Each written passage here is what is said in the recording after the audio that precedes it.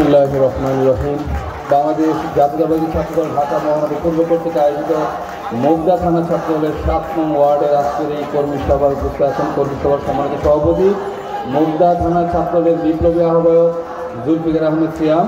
প্রধান অতিথি হিসেবে উপস্থিত আছেন ঢাকা মহানগর পূর্ব ছাত্রদলের বিপ্লবী সভাপতি মোহাম্মদ সোহাগ ভুইয়া। প্রধান বক্তা হিসেবে উপস্থিত আছেন ঢাকা মহানগর পূর্ব ছাত্রদের সংগ্রামী সাধারণ সম্পাদক আব্দুল হান্নান মজুমদার। বিশেষ অতিথি হিসেবে উপস্থিত আছেন ঢাকা মহানগর পূর্ব ছাত্রদলের সিনিয়র সহসভাপতি আব্দুল জামান চৌধুরী আদিত্য, সহসভাপতি আরমান হোসেন বাপ্পি, সহসভাপতি আক্তার হোসেন, যুগ্ম সাধারণ সম্পাদক আব্দুর রহিম রাজীব, যুগ্ম সাধারণ সম্পাদক আবু সুফিয়ান সরকার। এবং আজকের এই অনুষ্ঠানটি সঞ্চালনা করছেন মুগদা থানা ছাত্রদলের সংগ্রামী সদস্য সচিব মারুফ হাসান শিকদার সহ আমার সামনে উপবিষ্ট সকল সিনিয়র নেতৃবৃন্দ এবং ঢাকা মহানগর পূর্ব ছাত্রদলের 7 নং ওয়ার্ডের সর্বস্তরের নেতৃবৃন্দ। আপনাদের সকলকে জানাচ্ছি পবিত্র মাহে রমজানের শুভেচ্ছা, রমজানুল মুবারক। আজকে আপনাদের এই কর্মী সভায় এসে একজন বড় ভাইকে দেখে খুব অতীতের স্মৃতি খুব মনে পড়ছে।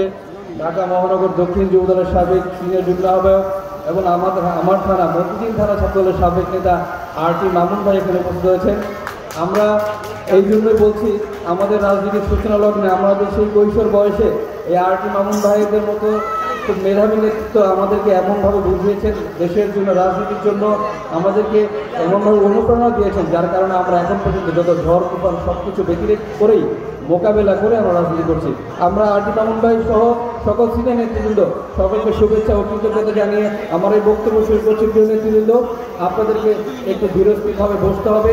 আজকের এই কর্মী সভায় আমরা অনেক নতুন নেতৃত্ব দেখতে পাচ্ছি, নতুন ছাত্রদেরকে দেখতে পাচ্ছি, যারা হয়তো 5 তারিখের পরবর্তীতে আমাদের এখানে অংশগ্রহণ করেছেন, কেউ হয়তো আজকে এসেছেন।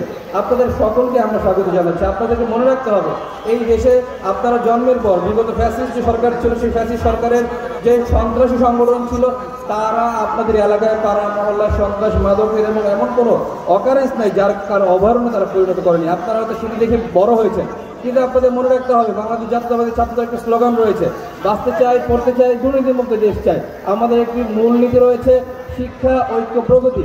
আপনাদেরকে এই স্লোগান এবং এই মূলনীতিকে ধারণ করে আপনাদেরকে রাজনীতি করতে হবে। যদি আপনারা দেশের জন্য কিছু করতে চান, আপনার এলাকার জন্য কিছু করতে চান, আপনার পাড়া মহল্লার উন্নয়ন করতে চান, আপনার নিরাপত্তার জন্য আপনি রাজনীতি করতে চান, দেশের অবদান রাখতে চান, তবে আপনাদেরকে বাংলাদেশ জাতীয়তাবাদী ছাত্রদের আমরা স্বাগত জানাচ্ছি। প্রিয় নেতৃবৃন্দ, এই আদর্শ সততার নীতিকে নিয়ে আমরা বিগত 16টি বছর আন্দোলন করেছি। এই আন্দোলন করতে গিয়ে জনগণের পক্ষে, জনগণের রায়কে, জনগণের গণতান্ত্রিক অধিকারকে ফিরে দেওয়ার আন্দোলন করতে গিয়ে আমাদের অসংখ্য নেতাকর্মী, অসংখ্য ভাই গুম হয়েছেন, অসংখ্য নেতাকর্মী অঙ্গহানি হয়েছে। এই ধারাবাহিকতায় আমরা দেখেছি বিগত জুলাই আগস্ট গণ অভ্যুত্থানে আমাদের ছাত্রদলের একক সংগঠন হিসেবে প্রায় 150 জনের নেতাকর্মী শাহাদাত বরণ করেছেন। বাংলাদেশ জাতীয়তাবাদী ছাত্রদলের প্রায় 450 জনের প্লাস নেতাকর্মী শাহাদাত বরণ করেছেন। আমরা আমাদের এই ত্যাগ এবং এই সকল হামলা জুলুমের একটাই উদ্দেশ্য ছিল, যেন জনগণের হাতে আমরা আমাদের সেই জনগণের অধিকারকে আমরা সেই ফিরে দিতে পারি। কিন্তু আমরা দেখতে পাচ্ছি জনগণের এই গণ অভ্যুত্থানকে একটি গ্রুপ, একটি চক্র, একটি সাবেক ছাত্রলীগের নেতৃবৃন্দ তারা এটাকে ব্যবসা হিসেবে তারা রূপান্তরিত করেছেন। কিছু সমন্বয়ক নামধারী কিছু সাবেক নেতৃবৃন্দ যারা এই দেশের বিভিন্ন এই গণ অভ্যুত্থানকে বিক্রি করে, যারা সম্পদের মালিক হচ্ছেন, যারা গাড়ির মালিক হচ্ছেন, আমরা দেখতে পাচ্ছি তারা শহীদের রক্তের উপর এই ভিজা মাঠে দাঁড়িয়ে তারা বিভিন্ন ধরনের জীবন রঙিন খেলায় তারা মেতে উঠেছেন। তারা বিবাহ করছেন, তারা মধুচন্দ্রিমা যাচ্ছেন, কিন্তু তারা একটিবারের জন্য ভাবলেন না যেই বোন তার মেহেদি শুকানোর আগেই তার স্বামীকে হারিয়েছে, যে শিশু জন্মের ভূমিষ্ঠ হওয়ার পর তার বাবাকে দেখতে পারেনি, যেই বাবা তার সন্তানকে হারিয়েছে, যেই মা তার মেয়েকে হারিয়েছে, যেই বাবা তার শিশুকে হারিয়েছে, তাদের হত্যার বিচার আগেই আপনারা আপনাদের রঙিন স্বপ্নের জীবনে পদার্পণ করেছেন। আমরা এটিকে ঘৃণা করে প্রত্যাখ্যান করছি। আমরা দেখতে পেয়েছি বিগত ফ্যাসিস্ট সরকারের আমলে যখন সিলেটের MC কলেজে স্বামীকে বেঁধে রেখে তার বধূকে যে শারীরিকভাবে পাশবিক নির্যাতন করেছে, আমরা দেখেছি যেভাবে জাহাঙ্গীরনগর বিশ্ববিদ্যালয় বিভিন্ন নারীদেরকে হেনস্থা করা হয়েছে।